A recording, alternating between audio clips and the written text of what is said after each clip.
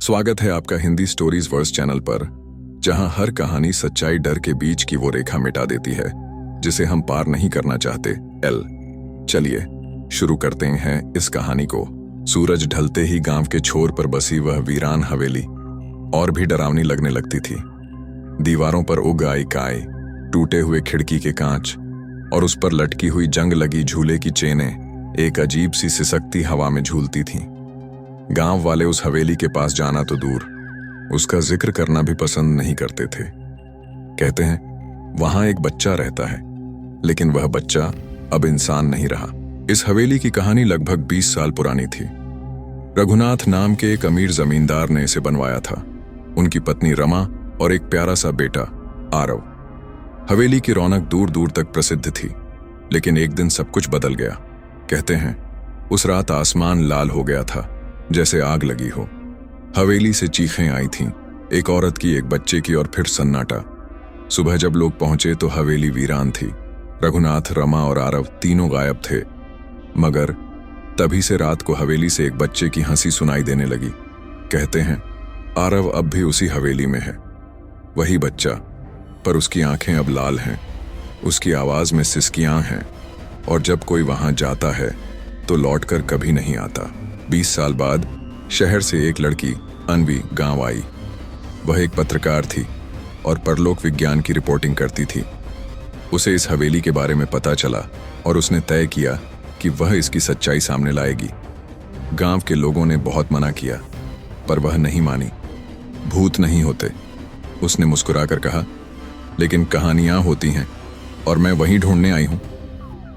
रात को वह अकेली ही हवेली के अंदर गई। दरवाजा खुद ब खुद खुल गया। एक सड़ी हुई गंध और ठंडी हवा का झोंका उसके चेहरे से टकराया। दीवारों पर लहू के धब्बे जैसे निशान थे। फर्श पर एक टूटी हुई गुड़िया पड़ी थी। तभी किसी ने पीछे से उसके बाल खींचे। कौन है? उसने पलटकर पूछा, पर वहां कोई नहीं था। फिर एक कोने से एक धीमी हंसी आई, बिल्कुल किसी बच्चे की। तुम यहां क्यों आई? वह आवाज गूंजी। अनवी की सांसें तेज हो गईं। वह कैमरा ऑन कर चुकी थी, पर अब उसकी उंगलियां कांपने लगी थीं। तभी एक परछाई उसके सामने आकर खड़ी हो गई। एक 8 साल का लड़का, पर उसकी आंखें चमक रही थीं। चेहरा सफेद और होंठों से खून टपक रहा था। मैं आरव हूं, क्या तुम मेरी मां बनोगी? अनवी के रोंगटे खड़े हो गए। वह लड़का अब और करीब आ गया था। उसकी आंखों में अजीब चमक थी, जैसे वह किसी और दुनिया से देख रहा हो। उसका सवाल, क्या तुम मेरी मां बनोगी, हवा में गूंजता रहा, जैसे दीवारें भी उसे दोहरा रही हों। वह कुछ बोल नहीं पाई। उसका गला सूख गया। पसीने से तरबतर शरीर जैसे जड़ हो गया था। आरव वहीं खड़ा रहा। उसकी लाल आंखें लगातार अनवी को घूरे जा रही थीं। अचानक वह मुस्कुराया। तुम मेरी जैसी दिखती हो, उसने कहा। मेरी मां की तरह, रमा जैसी। अनवी ने हिम्मत कर पूछा, तुम कौन हो? क्या तुम सच में? मैं मर चुका हूं। आरव की आवाज अचानक बदल गई। वह आवाज अब किसी बूढ़े आदमी जैसी भारी और डरावनी हो गई थी। लेकिन मुझ में मां की याद अब भी जिंदा है। तभी कमरे की दीवारें कांपने लगीं। छत से झाड़ फानूस खुद ब खुद झूलने लगा। उस कमरे में तापमान अचानक गिर गया। अनवी ने अपनी सांसों की भाप देखी, जैसे वह किसी बर्फीली जगह पर हो। तुम क्या चाहते हो? अनवी की आवाज कांपती हुई निकली। मां, आरव फुसफुसाया। मैं बस मां को ढूंढ रहा हूं, और जो मेरी मां बनती है वो कभी बाहर नहीं जाती। अचानक हवेली का दरवाजा जोर से बंद हो गया। अनवी भागकर बाहर जाना चाहती थी, लेकिन जैसे ही वह मुड़ी, दरवाजा गायब हो गया। उसकी जगह अब एक ईंट की दीवार थी। अब तुम मेरी मां हो, आरव ने कहा, और उसके चेहरे पर अजीब सी मासूम पर खौफनाक मुस्कान फैल गई। अनवी ने कैमरे की स्क्रीन देखी। उसमें आरव की शक्ल नहीं दिख रही थी, बस वह खुद और उसके पीछे मंडराती अंधेरी परछाई जो धीरे धीरे उसकी ओर बढ़ रही थी। तभी दीवार पर एक चित्र उभर आया, एक औरत की तस्वीर जिसकी शक्ल हूबहू अनवी से मिलती थी। नीचे लिखा था, रमा देवी, रघुनाथ की पत्नी और आरव की मां। अनवी की सांस थम गई। यह तो मैं हूं, उसने बुदबुदाया। क्या यह सिर्फ संयोग था या कुछ और? दीवार पर टंगी तस्वीर अभी भी चमक रही थी, जैसे वह किसी पुराने जादू से जीवित हो। अनवी उस पर हाथ फेरती रही और जैसे ही उसकी उंगलियां उस तस्वीर को छुईं, दीवार कांप उठी। अचानक ईंटों के पीछे से एक गुप्त खिड़की खुल गई। वहां एक पुराना संदूक रखा था, धूल और मकड़ियों से ढका हुआ। अनवी ने कांपते हाथों से संदूक खोला। अंदर एक पुरानी डायरी रखी थी, लाल मखमल के कवर में लिपटी हुई। उस पर लिखा था, रमा देवी, मेरी अंतिम स्वीकारोक्ति। डायरी के पहले पन्ने पर स्याही से लिखा था, अगर कोई इस डायरी को पढ़ रहा है तो शायद वह अब सुरक्षित नहीं रहा। मेरा नाम रमा था और मैंने एक पाप किया था। मैंने एक ऐसे बच्चे को जन्म दिया जो मानव नहीं था। अनवी के शरीर में सिहरन दौड़ गई। डायरी में रमा ने लिखा था कि कैसे एक साधु ने उसे चेतावनी दी थी कि उसकी कोख में जो बच्चा पल रहा है वह रघुनाथ और उसके पूर्वजों के शाप का परिणाम है। उस बच्चे की आत्मा में किसी प्राचीन असुर की छाया है जिसे जन्म लेना था इंसान बनकर, लेकिन इंसानों से घृणा करने के लिए। उस रात जब आरव का जन्म हुआ, रमा ने लिखा, बिजली चमकी, आसमान लाल हो गया और गांव के मंदिर के घंटे बिना किसी के छुए बजने लगे। जब मैंने आरव को देखा, वह मुस्कुरा रहा था, लेकिन उसकी वो आंखें इंसानी नहीं थीं। डायरी के अगले पन्ने पर रमा ने स्वीकारा कि जैसे जैसे आरव बड़ा हुआ, उसके भीतर कुछ और बढ़ रहा था। वह रातों को जागकर हवेली की दीवारों पर अजीब चिन्ह बनाता, कभी किसी को देखे बिना बात करता, और एक बार तो उसने गांव के एक बच्चे को हवेली में बुलाकर गायब कर दिया। मैंने जब रघुनाथ से कहा कि आरव इंसान नहीं है, उसने मुझे पागल समझा, डायरी में लिखा था। लेकिन जब एक रात रघुनाथ की आंखों के सामने आरव ने हवा में किसी अदृश्य चीज से बात की और खुद हवा में उठ गया, तब भी रघुनाथ चुप रहा। शायद वह डर गया था या उसे अपने खून पर गर्व था। डायरी के अंत में लिखा था, अगर तुम इस हवेली में हो और तुम्हारा चेहरा मेरे जैसा है तो सावधान रहो, वह तुम्हें रमा समझेगा, और अगर तुम रमा बन गई तो अब बाहर जाने का रास्ता नहीं है। अनवी ने आंखें बंद की, सब कुछ घूमने लगा। तभी पीछे से आरव की आवाज फिर आई, धीमी, रेंगती हुई, मां, अब मैं दोबारा जन्म लूंगा, लेकिन इस बार तुम्हारे भीतर से। अब कहानी एक खौफनाक मोड़ पर है। अनवी के शरीर में थरथराहट थी, जैसे उसकी आत्मा भी अब कांप रही हो। आरव की वो फुसफुसाहट, अब मैं दोबारा जन्म लूंगा, लेकिन इस बार तुम्हारे भीतर से, उसके कानों में गूंज रही थी। वह पीछे मुड़ी, लेकिन वहां कोई नहीं था। हवेली का कमरा अब एक अलग ही रूप ले चुका था।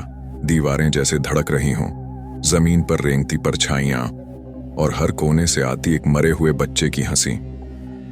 अनवी को लगा वह बेहोश होने ही वाली है, लेकिन तभी एक हल्की सी आवाज आई, जैसे कोई पुराने लकड़ी के फर्श पर चल रहा हो। आवाज धीरे धीरे पास आ रही थी। वह कांपते कदमों से उस दिशा में बढ़ी। हवेली की सबसे पिछली दीवार पर एक दरवाजा दिखाई दिया, जो पहले नहीं था। उसने दरवाजा खोला। अंदर एक छोटी सी कोठरी थी, अंधेरे से भरी, दीवारों पर खून के निशान, और कोने में एक आदमी बैठा था, बुरी हालत में, झुर्रियों भरा चेहरा, उलझे बाल और कपड़ों पर जमी सड़ी हुई गंदगी। उसकी आंखें लाल थीं, लेकिन पहचान में वही था। रघुनाथ, तुम कौन हो? उसने धीरे से पूछा। मैं अनवी हूं, वह बोली। आप रघुनाथ हैं? उसकी आंखों में आंसू आ गए। तुम रमा जैसी दिखती हो। क्या तुम उसका पुनर्जन्म हो? अनवी ने कुछ नहीं कहा, लेकिन रघुनाथ ने अपनी बात खुद ही आगे बढ़ाई। वो बच्चा, आरव, वो मेरा बेटा नहीं था। नहीं, रमा ने उसे जन्म जरूर दिया, लेकिन उसकी आत्मा, वो किसी और की थी, एक प्राचीन असुर की। रघुनाथ कांपता हुआ बोला, हमारे कुल पर शाप था। मेरे परदादा ने एक साधु की हत्या की थी, जिसने बदला लेने की कसम खाई थी। उसने कहा था, तेरे वंश में एक दिन ऐसा बच्चा जन्म लेगा जो तुम्हारे कुल को खत्म कर देगा, और उस बच्चे की मां वो बनेगी जो सबसे पवित्र होगी, लेकिन उसी के भीतर पनपेगा पाप। रमा वहीं थी। अनवी सुनती रही। हवा ठंडी होती जा रही थी। रमा मर गई? अनवी ने पूछा। नहीं, रघुनाथ कांपते हुए बोला। रमा ने खुद को हवेली में कैद कर लिया ताकि आरव को रोक सके, लेकिन जब तू आई, वो बंधन टूट गया, और अब वही सब दोहराया जाएगा। तभी कोठरी में लगी लालटेन अपने आप जल उठी। रघुनाथ चिल्लाया, भाग जा, वो अब तुझ में समा जाएगा, भाग जा। लेकिन तब तक बहुत देर हो चुकी थी। अन्वी के पेट पर एक काली छाया मंडराने लगी। उसके चेहरे पर दर्द उभर आया। उसकी आंखें बंद हो गईं। वह जमीन पर गिर गई और आरव की हंसी फिर गूंज उठी। इस बार पहले से ज्यादा तेज और डरावनी। अन्वी जमीन पर पड़ी थी। उसका शरीर अकड़ चुका था, सांसें अनियमित थीं और उसकी आंखों की पुतलियां ऊपर की ओर मुड़ गई थीं। रघुनाथ उसके पास बैठा कांप रहा था। उसके जीवन का सबसे बड़ा भय, जो उसने सालों तक इस हवेली में छिपकर टालने की कोशिश की थी, अब सच हो रहा था। आरव वापस आ रहा था।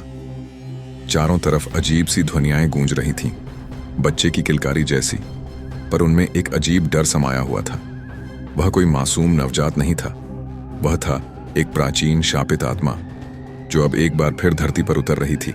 मां के शरीर से नहीं, मां की आत्मा से। अन्वी के शरीर से एक काली धुआं निकलने लगी, जो उसकी नाभि के चारों तरफ घूम रही थी। तभी रघुनाथ ने कांपते हुए अपनी जेब से एक ताबीज निकाला। वही ताबीज जो साधु ने 100 साल पहले उसके पूर्वज को दिया था। उसने उसे अन्वी के माथे पर रखा और जोर से मंत्र पढ़ना शुरू किया। एयुएम काली विकराल माया असुर विनाशिनी मातृपेण रक्षस्व मोचनम कुरु तेजस्विनी। अचानक एक तेज चीख हवेली के हर कोने से गूंज उठी। आरव की आत्मा छटपटा रही थी। उसकी आवाज अब मासूम नहीं थी। वह एक दानव की तरह दहाड़ रहा था। नहीं, ये मेरा जन्म है। तुम मुझे फिर कैद नहीं कर सकते। रघुनाथ चिल्लाया। तू मेरा बेटा नहीं है, तू एक पाप है और इस बार तेरा अंत यहीं होगा। जैसे ही मंत्र समाप्त हुआ, अन्वी का शरीर हवा में उठ गया। उसकी आंखों से आंसू बहने लगे और आरव की आत्मा, वह काली धुआं चीखते हुए हवेली की छत से टकराई और फिर जमीन पर गिर पड़ी। लेकिन आरव पूरी तरह गया नहीं था। उसने अपनी आत्मा का एक अंश अन्वी के गर्भ में छिपा दिया था। रघुनाथ को यह आभास हो गया था, लेकिन वह शांत रहा।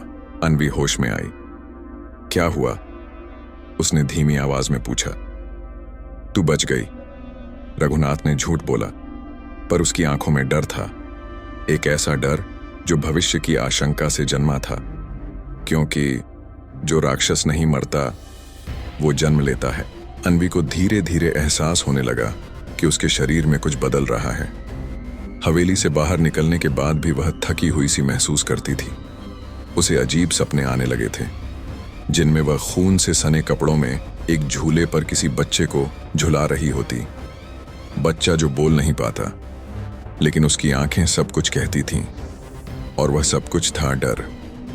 कुछ ही दिनों में उसके भीतर एक नई हलचल शुरू हो गई। उसने टेस्ट कराया। परिणाम वही था जिससे वह सबसे ज्यादा डरती थी। वह गर्भवती थी। लेकिन डॉक्टर हैरान थे। सब कुछ सामान्य था, पर बच्चे की धड़कन जरा अलग थी, बहुत तेज, मानो वह दिल नहीं, कोई पुराना युद्ध घोष हो। अन्वी को कुछ याद नहीं था कि वह गर्भवती कैसे हो सकती है। उसने किसी के साथ कोई संबंध नहीं बनाया था, और तभी उसे याद आया वह काली परछाई, वह अजीब आवाज और रघुनाथ का डर। उसने तुरंत हवेली वापस जाने का फैसला किया। रघुनाथ अब भी वहां छिपा था। जब अन्वी पहुंची, उसने दरवाजा खोला और बोली, मुझे सब सच बताइए, क्या यह बच्चा मेरा है या उस आत्मा का? रघुनाथ ने चुपचाप एक पुराना ग्रंथ निकाला। उसमें लिखा था, यदि कोई असुर आत्मा पुनर्जन्म की राह खोजे और किसी पवित्र आत्मा की कोख मिले, तो वह स्त्री उसकी मां बन जाती है, चाहे वह चाहे या न चाहे। तब वह बच्चा मनुष्य नहीं होता, वह शुद्ध अंधकार होता है, जिसे प्रेम भी शुद्ध राक्षसी बना देता है। रघुनाथ ने अन्वी को बताया, तू अब मां है, लेकिन वो जो तेरे गर्भ में पल रहा है वो आरव नहीं, उसका दूसरा रूप है, और इस बार वह और ताकतवर होकर आएगा। अन्वी का शरीर कांपने लगा, लेकिन उसने पीछे हटने से इनकार कर दिया। अगर वह मेरे गर्भ में है, अन्वी बोली, तो मैं उसकी मां हूं और मैं उसे इंसान बना सकती हूं। रघुनाथ ने गुस्से से कहा, तू नहीं जानती वो क्या है। तू उसे प्रेम देगी और वो तुझे उसी से मार डालेगा। लेकिन अन्वी ने शांत भाव से कहा, मैं उसकी मौत नहीं, उसकी उम्मीद बनूंगी। उस रात हवेली की छत पर बिजली चमकी और एक चीख फिर से गूंजी। क्योंकि अंधकार अब सिर्फ लौट नहीं रहा था, वह प्रेम की शक्ल में छिप कर आ रहा था। अन्वी अब पूरी तरह बदल चुकी थी। वह अब सिर्फ एक लड़की नहीं रही थी जो हवेली में एक रहस्य की खोज में आई थी, बल्कि अब वह एक माँ बन चुकी थी। एक ऐसे बच्चे की माँ जो अब भी उसके भीतर पल रहा था, मगर जिसकी आत्मा इंसान नहीं, एक असुर की थी। उसके सपनों में हर रात वो बच्चा आता, पर हर बार एक नए रूप में। कभी वह एक मासूम मुस्कुराता शिशु होता जो माम कहकर उसकी गोद में लिपटता, तो कभी वह वही आरव बन जाता, लाल आंखों वाला, जो हवा में उड़ता हुआ उसकी गर्दन को अपनी उंगलियों से कसता। एक रात अन्वी ने मंदिर का दीपक जलाया और पेट पर हाथ रखकर बोली, अगर तू मेरा बच्चा है तो मैं तुझे प्रेम दूंगी, लेकिन अगर तू मेरा नाश करने आया है तो तुझे मुझसे पहले मेरी आत्मा से लड़ना होगा। तभी हवेली की एक दीवार फट गई, पुराने तहखाने की सीढ़ियां खुल गईं। अन्वी के भीतर से एक अजीब सी आवाज आई, किसी और की, पर उसी की। नीचे आओ माँ। अन्वी बिना डरे नीचे उतरी। वहां एक गोल पत्थर की संरचना थी, जैसे कोई प्राचीन यज्ञ वेदी हो। उसके बीचों बीच एक लाल गोले में काला धुआं घूम रहा था। पास ही रघुनाथ पहले से मौजूद था। मैं जानता था तू आएगी, उसने कहा। यह क्या है? अन्वी बोली। यह है वो आत्मा जो तेरे गर्भ से जन्म लेने की तैयारी कर रही है। ये तेरे प्रेम से ताकतवर हो रही है। वो तुझसे घृणा नहीं करता, वो तुझ में जी रहा है और तुझे ही धीरे धीरे अपने जैसा बना रहा है। अन्वी के चेहरे पर पसीना था, लेकिन उसने खुद को समेटा। मैं इसे डर से नहीं, प्यार से हराऊंगी। रघुनाथ हंसा, कड़वाहट से भरी हंसी। प्यार? एक असुर के लिए? तू भूल रही है, तू इंसान है और इंसानों को असुर कभी नहीं अपनाते। तभी वह लाल गोला चटकने लगा और काले धुएं से बनी एक आकृति बाहर निकली। एक छोटे बच्चे जैसी आकृति, लेकिन उसकी आंखें आग की तरह चमक रही थीं। वह देख रही थी अपनी मां को। मां, वह फिर बोला। अन्वी का दिल पसीज गया। वह आगे बढ़ी और अपने हाथ फैलाए। आजा, मैं तुझे अपनाती हूं। बच्चे ने उसका हाथ थाम लिया। तभी हवेली की जमीन कांप उठी। धुएं की आकृति में दरारें पड़ने लगीं और बच्चे की आंखें लाल से काली हो गईं। अगर तू मां बन सकती है तो तू मेरी पहली बलि भी बन सकती है। जैसे ही अन्वी ने उस बच्चे की आकृति को अपनी गोद में उठाया, हवेली की दीवारें हिलने लगीं। हर कोने से एक सीटी जैसी चीख निकल रही थी, मानो हवेली खुद इस मिलन का विरोध कर रही हो। बच्चा, जो अब धुएं से बना था, कुछ क्षणों तक उसकी गोद में शांत रहा, पर तभी उसकी त्वचा से लहू की बूंदें टपकने लगीं। वह खून गर्म था और वह हर जमीन पर गिरते ही एक एक करके पुराने नाम उभार रहा था। रघु, रमा, आरव और अब उभरा अन्वी। रघुनाथ पीछे हट गया। ये वही यज्ञ वेदी है जहां पहली बार रमा ने आरव को जलाकर रोकने की कोशिश की थी, लेकिन तूने उसे फिर जीवन दे दिया, प्रेम से। अब वो तुझसे बंध चुका है और इसकी शक्ति पहले से कहीं अधिक है। अन्वी, जो अब तक अपने डर को ममता की ढाल से छिपा रही थी, खुद कांप गई। उस बच्चे की आंखों में अब शून्य था, एक अजीब निर्विकार अंधकार जिसमें न भावना थी, न भूख, न रोष, बस एक निर्णय। वो निर्णय था विनाश का। मैं किसी को नहीं मारना चाहता, वह बोला, पहली बार साफ, स्पष्ट और सीधे। मैं तो बस हर इंसान को वैसा बनाना चाहता हूं जैसा मैं हूं, शून्य, भावनाओं से मुक्त, अंधकार से पूर्ण। रघुनाथ चिल्लाया, तू राक्षस है। बच्चा मुड़ा, नहीं, मैं तुम्हारा भविष्य हूं। तभी हवेली की एक दीवार से एक लाल रेखा सी बह निकली, जैसे कोई नदी बह रही हो। वह रेखा सीधी अन्वी के पैरों तक पहुंची और फिर वह गर्भ में पलते उस बच्चे तक जा पहुंची। रघुनाथ ने देखा, अन्वी की आंखें अब पलट चुकी थीं। वह अब आधी इंसान और आधी वह बन चुकी थी जो उस बच्चे का दयान स्वरूप था। अब सिर्फ मां और बच्चा नहीं थे, अब दोनों एक हो चुके थे। एक नई सत्ता, एक नई पीढ़ी का आरंभ। बच्चा बोला, मां, अब तेरा रक्त सिर्फ तेरा नहीं है, अब तू वही है जो मैं हूं, और हमारी वंश परंपरा अब हर जन्म में फैलेगी। रघुनाथ ने कांपते हुए आखिरी बार उस मंत्र का उच्चारण करना शुरू किया जो कभी उस आत्मा को रोका करता था। लेकिन अन्वी ने उसकी ओर देखा। उसकी मुस्कान अब मातृत्व की नहीं, शून्यता की थी। अब बहुत देर हो चुकी है बाबा, अब कोई मंत्र मुझे वापस नहीं ला सकता। और उसी पल हवेली की सारी दीवारें एक साथ गिर पड़ी। हवेली की दीवारें गिर चुकी थीं, लेकिन उसकी आत्मा अब भी जीवित थी। राख और पत्थरों के बीच से उठते धुएं में एक साया चल रहा था, रघुनाथ। उसका शरीर लहूलुहान था, पर उसकी आंखों में अब भी एक विश्वास था कि शायद कहीं कोई रास्ता बचा हो। अन्वी, उसने थकी हुई आवाज में पुकारा, अगर तू अभी भी कहीं है तो रुक जा। उस आत्मा से मत जुड़, मत बना उसका अस्तित्व। मगर जवाब मिला, एक बाल स्वर में जो बहुत धीमा और भयावह था। मां अब केवल मां नहीं रही, वो अब मेरी परछाई बन चुकी है। हवेली के ध्वंस से दूर एक पुराना गांव था, पाटलवाड़ी। वहां की औरतें रात में एक अजीब धुन सुन रही थीं, लोरी की तरह, पर उसमें दर्द छिपा था। चीखें घुली थीं और हवा में बच्चों की किलकारियां गूंजती थीं जो इंसानों जैसी नहीं थीं। अगले दिन गांव के 3 बच्चे अचानक लापता हो गए। गांव वाले ढूंढते रहे, जंगल छान मारे, नदी तक देखी, मगर कोई सुराग नहीं मिला। तभी एक बुजुर्ग औरत चिल्लाई, ये वही हुआ है जो 60 साल पहले आरव के जन्म के वक्त हुआ था। अब डर फैल चुका था। अंधेरे में हवेली के खंडहर से एक नई आकृति निकली, अन्वी, पर अब वो पहले जैसी नहीं रही। उसके शरीर में मातृत्व और मृत्यु दोनों का मेल था। उसके साथ चल रहा था वह बच्चा जो अब पूरी तरह इंसान की तरह दिखने लगा था, मगर उसकी चाल, उसकी आंखें और उसकी मुस्कान में कोई आत्मा नहीं थी। गांव में वह दोनों रात को एक वीरान झोपड़ी में रुके। उसी रात गांव के हर घर के बाहर किसी ने लाल धागों से बने त्रिकोण बांध दिए, त्रिकोण जिनके केंद्र में एक छोटा सा बच्चा बना था। गांव के पुजारी ने घोषणा की, वह आत्मा अब इंसानी शरीर में पल रही है। अब यह कोई भूत नहीं, यह वंशज है शून्य का। रघुनाथ अब टूटा हुआ था, न वह पूरी तरह जीवित था न मृत, मगर उसकी आत्मा अब भी अन्वी को बचाने को तैयार थी।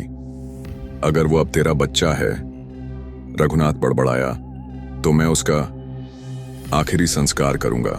गांव की हवाओं में अब एक नई गंध थी, अगरबत्ती और लोबान की नहीं, बल्कि जले हुए मांस और मरे हुए सपनों की।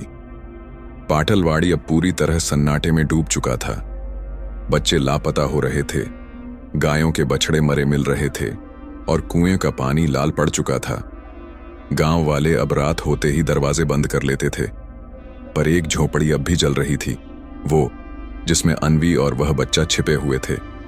अन्वी अब पूरी तरह बदल चुकी थी। उसके चेहरे पर मातृत्व की जगह एक अजीब सन्नाटा था। वह न हंसती थी न रोती, बस हर समय बच्चे को गोद में लिए चुप बैठी रहती, जैसे कोई देवी अपने मृत मंदिर में बैठी हो। बच्चा अब भी बोलता कम था, लेकिन उसकी मौजूदगी ही बहुत कुछ कह देती थी। एक रात रघुनाथ गांव के एक कोने में अकेला बैठा कुछ मंत्र बुदबुदा रहा था। उसकी आंखें लाल थीं, शरीर थका हुआ, लेकिन हाथों में अब भी एक आखिरी अस्त्र था, व्रजग्नि नाम का एक पुराना यंत्र जो पीढ़ियों से सिर्फ आत्माओं के अंत के लिए प्रयोग होता था। मैंने तुझे पैदा होते देखा, आरव। अब मैं तेरा अंतिम संस्कार भी करूंगा, चाहे तू किसी भी रूप में लौटे। अगले दिन की रात रघुनाथ अकेले ही उस झोपड़ी की ओर बढ़ा। उसके हाथ में वह यंत्र था और दिल में बस एक ही सोच, अगर यह आत्मा अब वंश बन गई है तो इसे वहीं खत्म करना होगा जहां यह सांस ले रही है। लेकिन जैसे ही वह झोपड़ी में घुसा, उसे दिखा कि अन्वी अब सिर्फ जीवित नहीं थी, वह अब आत्मा और शरीर के बीच एक दरवाजा बन चुकी थी। बाबा, अन्वी ने पहली बार उसे अपने पुराने स्वर में पुकारा। रघुनाथ कांप गया, उसकी आंखों से आंसू बह निकले। तू अब भी अंदर है? उसने पूछा। अन्वी बोली, हाँ, पर ज्यादा समय नहीं है। ये बच्चा अब पूरी तरह बाहर आ चुका है। वह अब चल सकता है, बोल सकता है, और सबसे खतरनाक, वह अब चाह सकता है। तभी वह बच्चा झोपड़ी के एक कोने से बाहर आया। उसकी आंखों में अब काले घेरे नहीं थे। वहां अब था एक सपना, पर वह सपना उजाले का नहीं, अंधकार का था। बाबा, मुझे मारोगे? उसने पूछा। रघुनाथ ने हिम्मत जुटाकर कहा, अगर तू वही आत्मा है जो सबको खा रही है तो हाँ। बच्चा मुस्कुराया। तो पहले मां को मारना होगा, क्योंकि मैं अब उसी के भीतर से सांस लेता हूं। अन्वी बोली, हाँ, पर ज्यादा समय नहीं है। ये बच्चा अब पूरी तरह बाहर आ चुका है।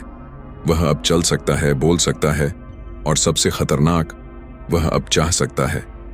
तभी वह बच्चा झोपड़ी के एक कोने से बाहर आया। उसकी आंखों में अब काले घेरे नहीं थे। वहां अब था एक सपना, पर वह सपना उजाले का नहीं, अंधकार का था। बाबा, मुझे मारोगे? उसने पूछा।